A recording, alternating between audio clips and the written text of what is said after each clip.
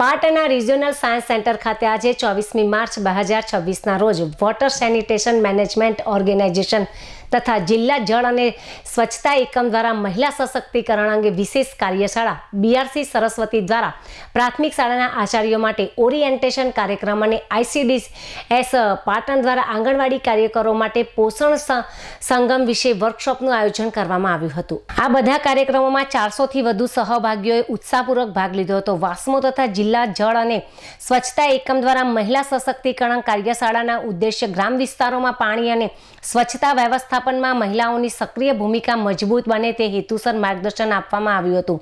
આ કાર્યક્રમમાં રોહિતભાઈ સોલંકી તેમજ તરુણભાઈ પટેલ તેમજ મિલનભાઈ શુક્લા દ્વારા મહિલાઓને પાણી સંચાલન ગુણવત્તા જાળવવી અને સ્વચ્છતા અંગે વિસ્તૃત માહિતી આપવામાં આવી હતી।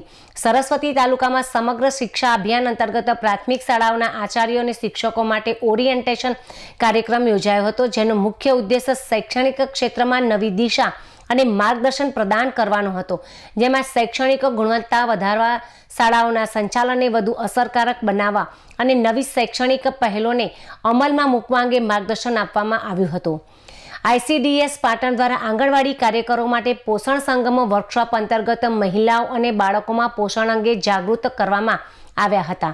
આ કાર્યક્રમના મુખ્ય મહેમાન તરીકે જિલ્લા વિકાસ અધિકારી શ્રી CL પટેલે જણાવ્યું હતું કે સ્વસ્થ સમાજ અને સ્વસ્થ રાષ્ટ્ર માટે બધા બાળકો અને સગર્ભા સ્ત્રીઓ માટે યોગ્ય પોષણ સુનિશ્ચિત કરવું આવશ્યક છે।